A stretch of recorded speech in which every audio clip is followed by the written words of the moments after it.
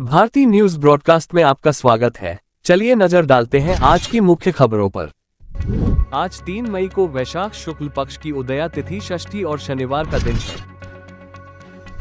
पाकिस्तान के रेल मंत्री हनीफ अब्बासी सबसे विनाशकारी हथियार की धमकी ऐसे दे रहे मानो दिवाली के पटाखे हो। अमेरिका भी इसके खतरे समझता है, इसलिए कहा जाता है कि उसने पाकिस्तान के परमाणु हथियारों को कब्जे में लेने का एक कंटिजेंसी प्लान बना रखा है। पहलगाम हमले को अंजाम देने वाले आतंकियों के अभी कश्मीर में ही छिपे होने की संभावना है।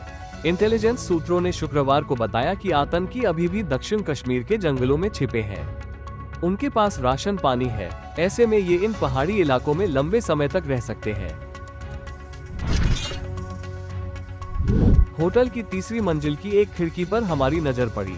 देखा एक छोटा बच्चा अपनी माँ के लिए जोर जोर से चिल्ला रहा है। कोई उसे बचा पाता, इससे पहले ही आग ने उसे चपेट में ले लिया।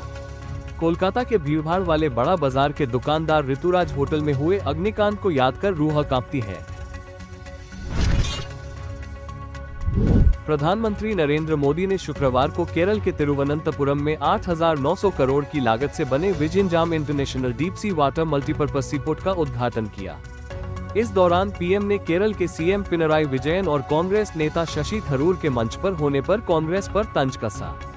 पीएम ने कहा कि मैं मुख्यमंत्री से कहना चाहता हूं कि आप इंडी गठबंधन के मजबूत स्तंभ हैं। शशि थरूर भी यहां बैठे हैं। आज का ये कार्यक्रम कई लोगों की नींद उड़ाने वाला है। जहां मैसेज जाना था चला गया। भारत पाकिस्तान में चल रहे तनाव के बीच अब के शाहजहांपुर में भारतीय वायुसेना गंगा एक्सप्रेस वे पर अपना दमखम दिखा रही है। 3.5 किलोमीटर लंबी हवाई पट्टी पर मिराज, राफेल और जगुआर जैसे लड़ाकू विमान आंधी तूफान के बीच लैंडिंग और टेक ऑफ की प्रैक्टिस कर रहे हैं। पहलगाम आतंकी हमले के बाद ये सवाल लगातार चर्चा में है कि आखिर आतंकी भारत में घुसे कैसे। दावा है कि जम्मू बॉर्डर के आसपास एक, दो नहीं बल्कि सुरंगों का पूरा नेटवर्क मिला है। भारतीय सेना और बीएसएफ इन सुरंगों को खोजने में जुटी है। सुरक्षा एजेंसियों के मुताबिक यही आतंकियों के भारत में दाखिल होने का जरिया हो सकती है। पहलगाम में हुए आतंकी हमले के बाद भारत सरकार ने सभी पाकिस्तानी कलाकारों पर प्रतिबंध लगा दिया है। उनके सोशल मीडिया अकाउंट्स को भी ब्लॉक कर दिया गया है।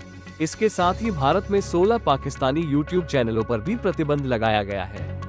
इस कार्रवाई से नाराज होकर अब पाकिस्तान ने भी भारतीय गानों पर रोक लगा दी है। गोपालगंज में बेकाबू ट्रक ने कार को टक्कर मार दी। हादसे में सुप्रीम कोर्ट के वकील की मौत हो गई। घटना जादोपुर थाना क्षेत्र के मंगलपुर पुल के पास की है। मृतक की पहचान पुणे निवासी पवन प्रकाश पाठक 32 के रूप में हुई है। उनकी पत्नी ऋचा शांडिल्य और कार चालक अखिलेश सिंह गंभीर रूप से घायल हो गए। दोनों घायलों को सदर अस्पताल के इमरजेंसी वार्ड में भर्ती कराया गया है।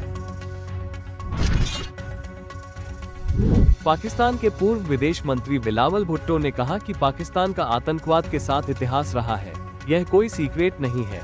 स्काई न्यूज ने गुरुवार को पाकिस्तानी रक्षा मंत्री ख्वाजा आसिफ के बयान पर बिलावल भुट्टो से सवाल पूछा था। दिल्ली में शुक्रवार सुबह 3 घंटे में करीब 3 इंच बारिश हुई। तेज हवा चलने से विमानों के उड़ान भरने में दिक्कत आई। 200 से ज्यादा फ्लाइट्स में देरी हुई। दिल्ली एयरपोर्ट के टर्मिनल 3 की टीन शेड टूटकर गिर गई। वहीं लुटियंस इलाके में करीब 25 से ज्यादा पेड़ गिरे। पेड़ गिरने से गाड़ियों को काफी नुकसान पहुंचा। कुछ गाड़ियां पेड़ की जड़ और टहनी में हवा में लटक गई। नजफगढ़ में एक घर गिरने से 4 की मौत हो गई। हफ्ते के आखिरी कारोबारी दिन कल यानी शुक्रवार 2 मई को शेयर बाजार में तेजी रही। सेंसेक्स 260 अंक चढ़कर 80,502 के स्तर पर बंद हुआ। निफ्टी में भी 12 अंक की तेजी रही। ये 24,347 के स्तर पर बंद हुआ। एप्पल के सीईओ टिम कुक ने हाल ही दिए एक इंटरव्यू में बताया है कि अमेरिकी बाजार में बिकने वाले 50% आईफोन भारत में बन रहे हैं। कुक ने कहा कि भारत अप्रैल-जून तिमाही में अमेरिका में बिकने वाले आईफोन्स का कंट्री ऑफ ओरिजिन बन जाएगा। उन्होंने बताया कि एयरपॉड्स, एप्पल वॉच जैसे अन्य प्रोडक्ट्स भी ज्यादातर वियतनाम में बनाए जा रहे हैं।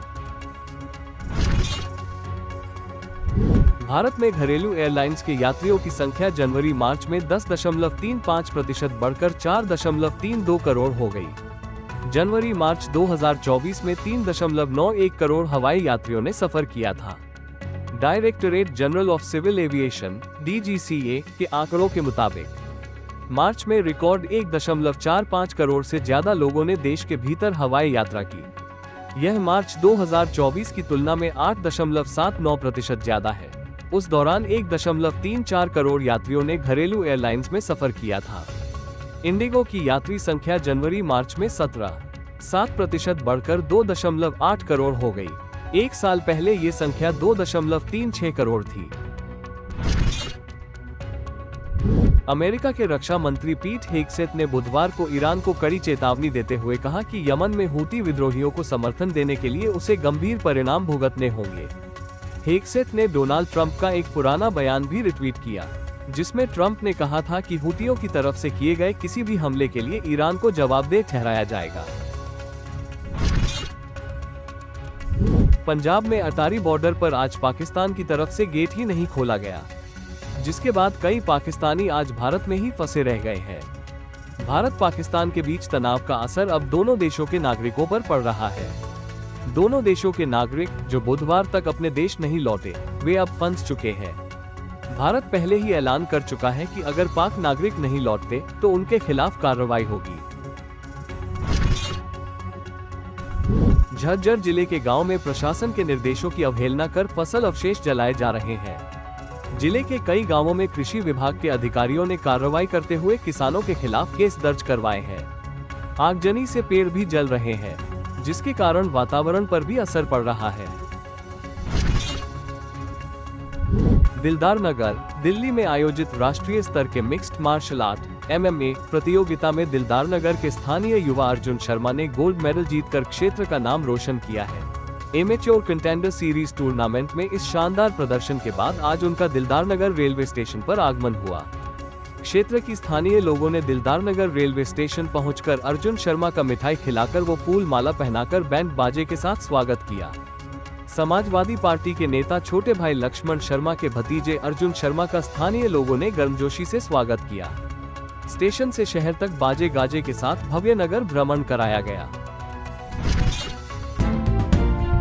ऐसी और ताज़ा खबरों के लिए हमारे चैनल BNB को सब्सक्राइब करें और इस वीडियो को लाइक और शेयर करें। धन्यवाद।